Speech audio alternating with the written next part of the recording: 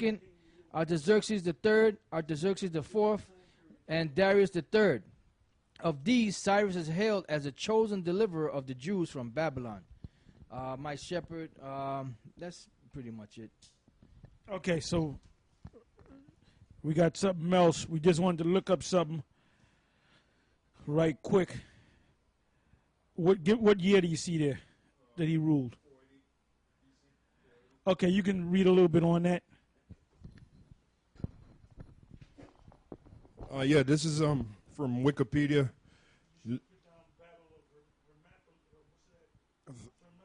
Oh, okay, I can. Okay. All right. This is from Wikipedia. It's called Battle of Thermopylae. It says the Battle of Thermopylae was fought between an alliance of Greek city-states led by Athenian general Themistocles and the Persian Empire of Xerxes I over the course of 3 days during the Second Persian invasion of Greece. It took place simultaneously with the naval battle of Artemisium in August or September of 480 BC at the pass of Thermopylae, which means the hot gates. The Persian invasion was a delayed response to the defeat of the first Persian invasion of Greece, which had been ended by the Athenian victory at the Battle of Marathon. Xerxes had amassed a huge army and navy and set out to conquer all of Greece. The Athenian general Themistocles had proposed that the allied Greeks block the advance of the Persian army at the pass of Thermopylae and simultaneously block the Persian navy at the Straits of Artemisium. A Greek force of approximately 7,000 men marched north to block the pass in the summer of 480 BC. The Persian army, alleged by the ancient sources to have numbered over 1 million, but today considered to be much smaller. Various figures are given by scholars ranging between 100,000 and 300,000. Arrived at the pass in late August or early September, vastly outnumbered, the Greeks held off the Persians for 7 days in total, including 3 of battle, before the rear guard was annihilated in one of the history's most famous last stands. During 2 full days of battle, the small force led by King Leonidas I of Sparta blocked the only road by which the massive Persian army could pass. After the second day of battle, a local resident named Ephaltes betrayed the Greeks by revealing a small path that led between the Greek lines. Aware that his force was being outflanked, Leonidas dismissed the bulk of the Greek army and remained to guard the rear with 300 Spartans, 700 Thespasians, 400 Thebans, and perhaps a few hundred others, the vast majority of whom were killed. After this engagement, the Greek navy at Artemisium received news of the defeat at Thermopylae. Since their strategy required both Thermopylae and Artemisium to be held, and given their losses, the Greek navy decided to withdraw to Salamis. The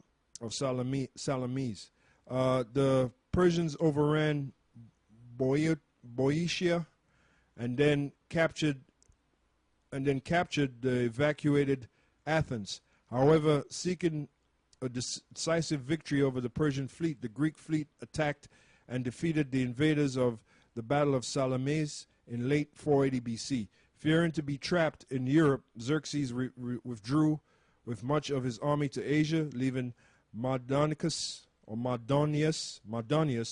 to complete the conquest of Greece. The following year, however, saw a Greek army decisively defeat the Persians at the Battle of Plataea, thereby ending Persian invasion. A lot of big slice of history there. Anyway, I'm pretty sure all of y'all saw that movie, 300, the 300 or 300, and that's basically was based upon the Battle of Thermopylae, all right, which means the hot city gates, which they were Jakes, because it said that the leader of that band of 300 was a man by the name of King Leonidas, and he was a king of one of the city-states of Greece, and they held on, but they were defeated. They were all killed, and they showed you that in the movie, and that showed you the great power of the Medo-Persian Empire. Now, when Alexander the Greek came up against this empire, they said, "You crazy? You can't beat these people." But he beat him. Why did he beat him? Because the Most High was with him to take them down. Because the next empire or the next power was supposed to come up, which was the Greeks. All right. So go ahead.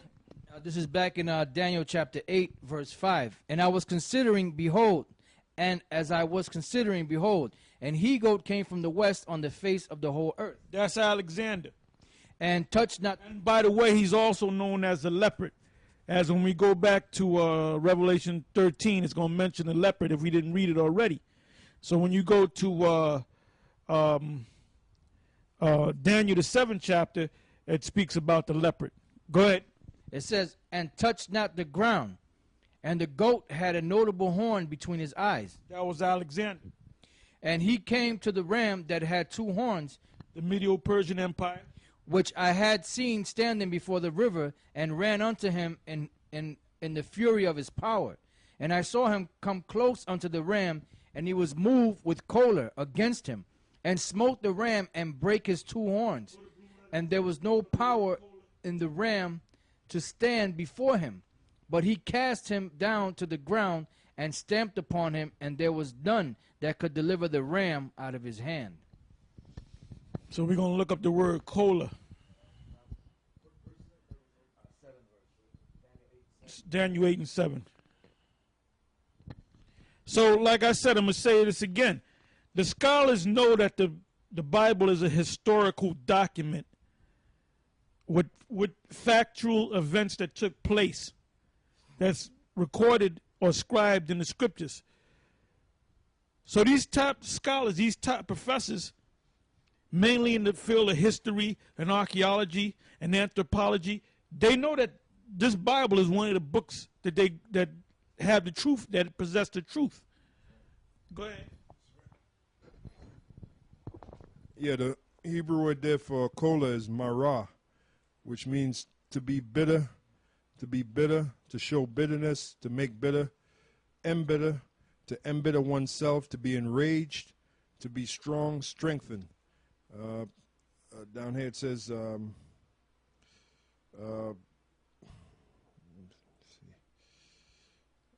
to be bitter,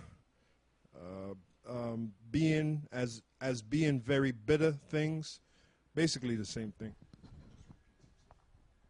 Basically, he was passionate about bringing them down.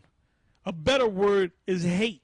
He had much hate for them, because when one nation take down another nation, they do it with hate. When you take down another nation, you're killing the military, you're chopping heads off, you're gutting people, you're impaling people. If you see their babies, you might kill their babies. You see their women, you'll kill their women. The old men, you'll kill them. You'll take some of their women, you'll rape their women. So war is an act of hate. It's not an act of love. All right, go ahead. Now, hold up. Now, since these guys go around teaching about love, Lord love everybody, where was the love for the Medo-Persian Empire? Why didn't the Lord come down and show love for them? Because the Greeks, the Most High loved the Most High didn't love no damn Greeks. They're a bunch of damn fairies, a bunch of damn faggots, man. That was prophecy. That's the only reason why, or the main reason why I'll say it that way. The Greeks, Alexander took down the Medo-Persians because the Most High was with him, Alexander the Great, to take them down to fulfill prophecy. Because it was already, these battles were already written before they even happened. These battles were already written in prophecy before Alexander was even born, before Philip, his father, was even born,